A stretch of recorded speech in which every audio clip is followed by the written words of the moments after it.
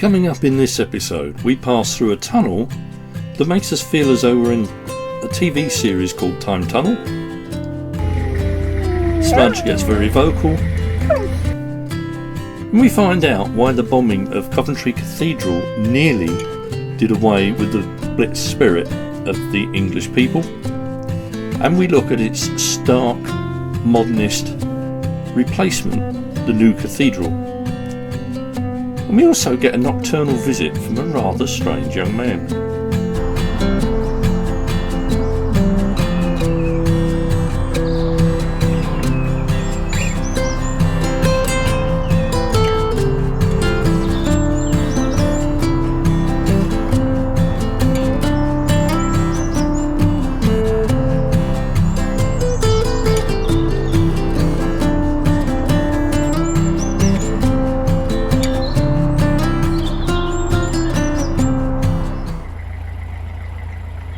Hello and welcome to Life on Board AmyJo. And yes, having reached the top of the Ashby Canal, we've backtracked all the way to Hawkesbury Junction, where we're now heading in the opposite direction towards Coventry Basin. Well, at least we're outside now. This is X-Hall Basin moorings. It's a lovely, well-kept little marina run by C&RT. And it is residential, which is one of the few residential. So for those from overseas, that means that you can stay there permanently and treat it as a fixed home, but you do have to pay all the government council tax, as it were, to moor as a residential mooring, but you can pay for it if you want.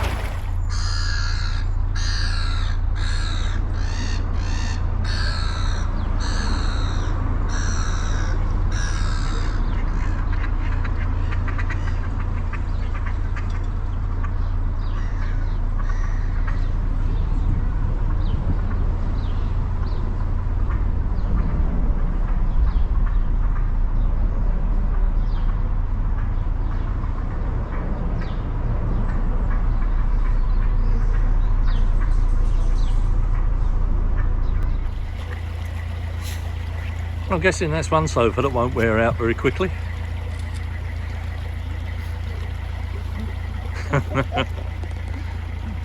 That's one hell of a park bench.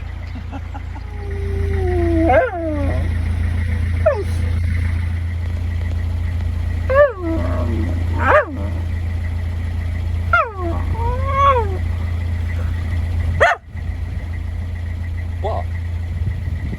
What's all that noise? Is Mummy ignoring you? Is that what it is?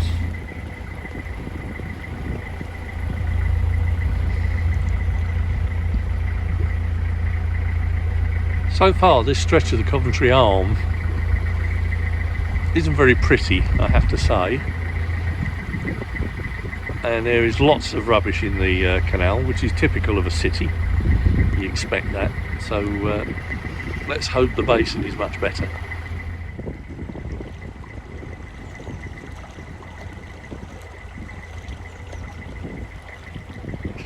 There's plenty of mooring rings on this stretch. In fact, these are moorings.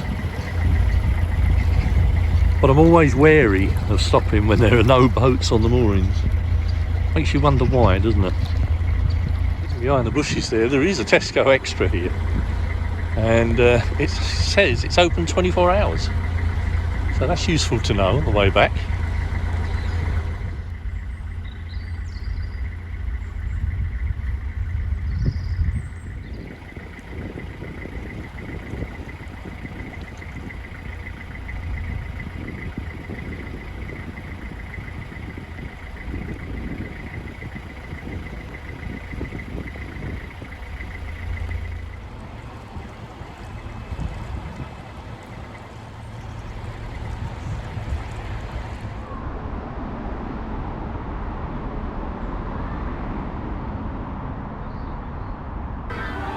Two American scientists are lost in the swirling maze of past and future ages. Not actually a tunnel, it's just a road bridge. But the lighting under here is really cool.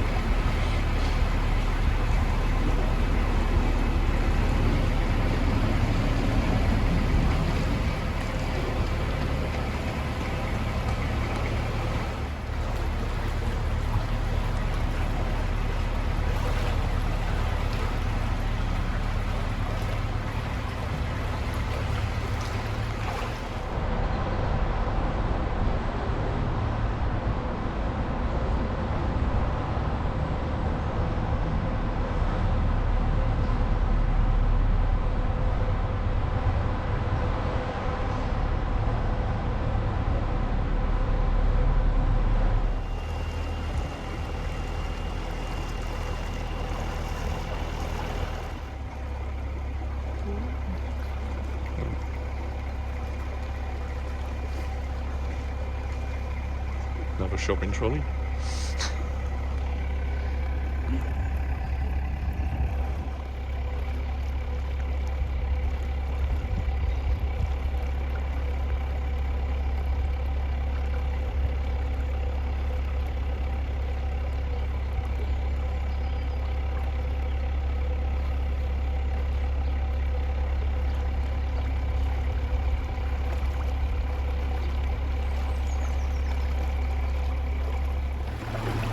I get the impression that this is where containers come to die. There's just hundreds of them, all stacked up in a line along here. But they're all clearly not in use, so...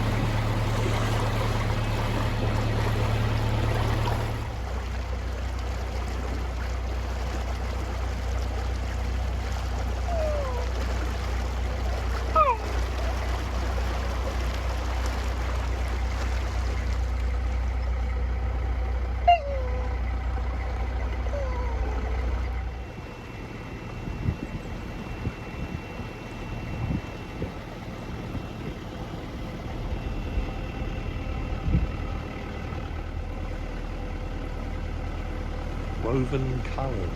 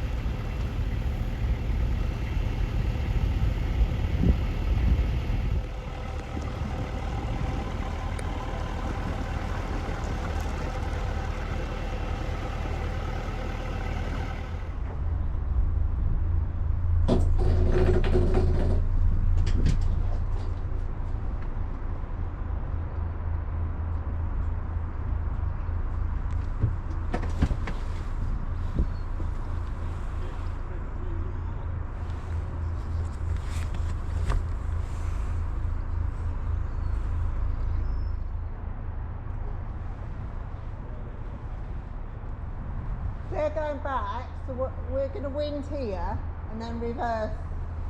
The Coventry Canal Company was formed in 1768 and James Brindley was commissioned to build the canal, and work started on it in December that year. Due to the high standards of construction demanded by Brindley, the canal company ran out of money by the time the canal had reached Atherstone, and in 1769 and Brindley was replaced by Thomas Yeoman.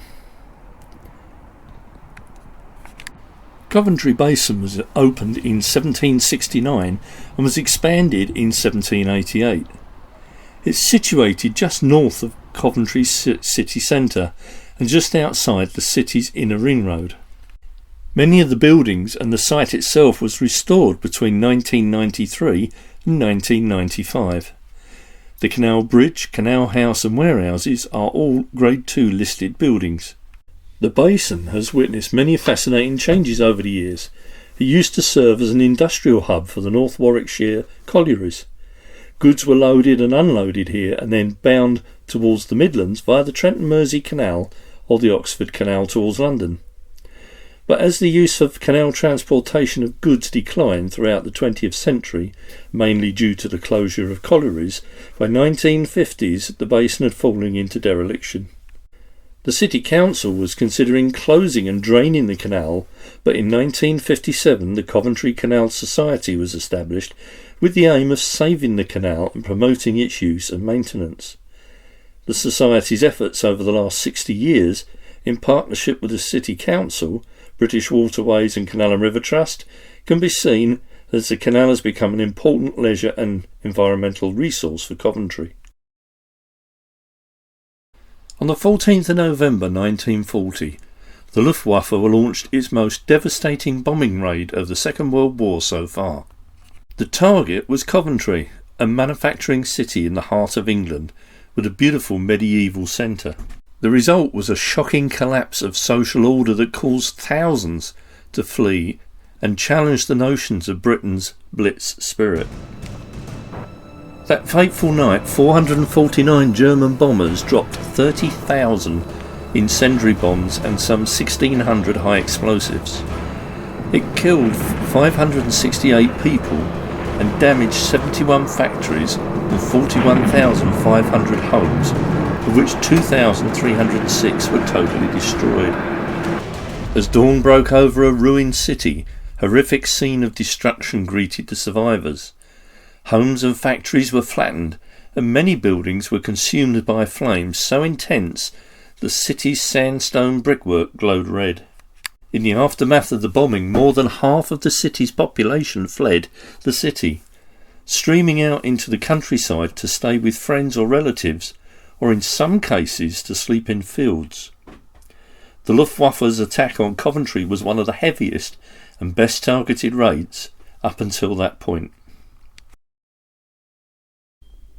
Shortly after the destruction, the cathedral stonemason Jock Forbes noticed that two of the charred medieval roof timbers had fallen in the shape of a cross.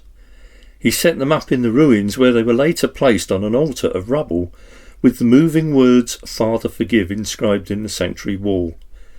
Another cross was fashioned from 3 medieval nails by a local priest, the Reverend Arthur Wales. The cross of nails has become the symbol of Coventry's ministry of reconciliation. The decision to rebuild the cathedral was taken the very next morning after its destruction. It wasn't to be an act of defiance, but rather a sign of faith and trust and hope for the future of the world. Rather than sweeping away the ruins and rebuilding a replica of the former church, it was decided to preserve the remains of the old cathedral as a moving reminder of the folly and waste of war. It was the vision of the provost at the time, Richard Howard, which led the people of Coventry away from feeling of bitterness and hatred. This led to the cathedral's ministry of peace and reconciliation, which was provided spiritual and practical support in areas of conflict throughout the world. Right. Come back this way, Phil.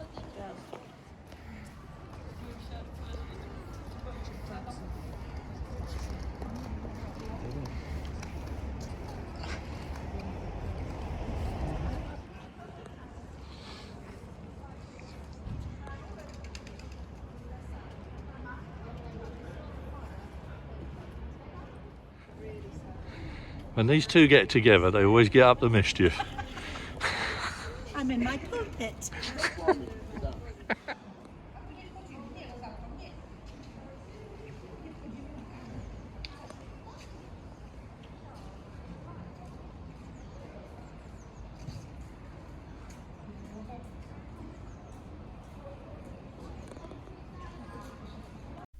This is the tomb of High Walcott Yeatman Biggs.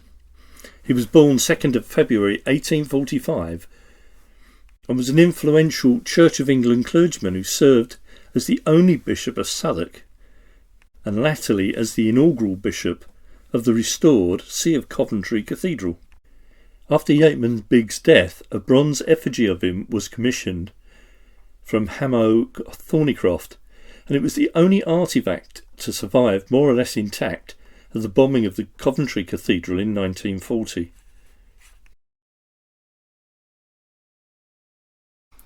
Today, the new cathedral, regarded by some as a supreme example of brutalist architecture by Sir Basil Spence's 1962 masterpiece, embodies both the stark and the beautiful to powerful effect. As you walk between the old cathedral and the new cathedral, this impressive large glass west screen was designed and hand-carved by John Hutton over the course of 10 years and features 66 figures depicting saints and angels.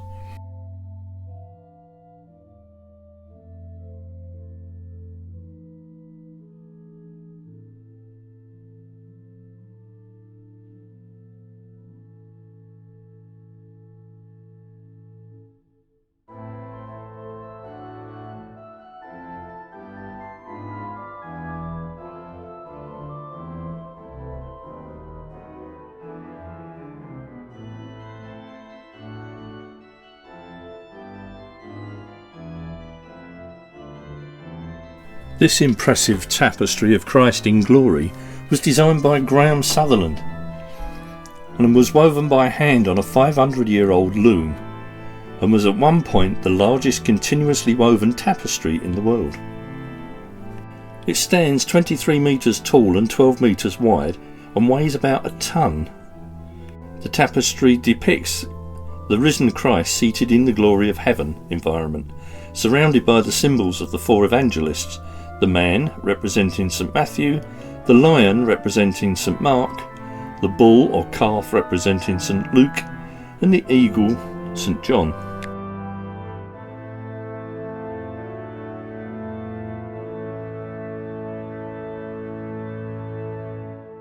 The baptistry window is a masterpiece created by John Piper and is made of 198 brightly coloured glass panels and measures 26 metres high.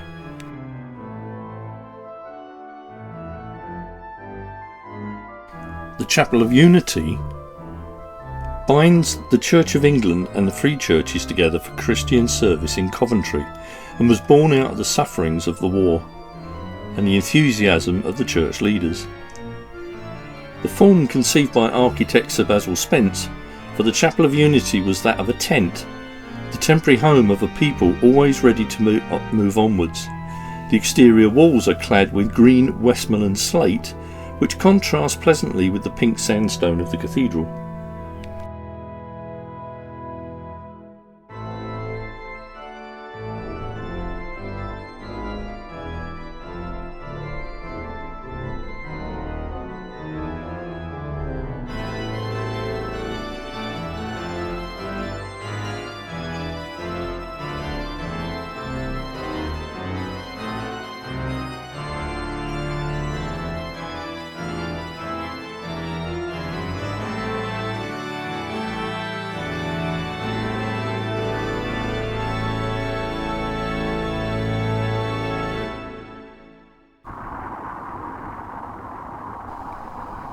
Well, that's it, folks. I hope you enjoyed our brief introduction to Coventry Basin and the cathedrals.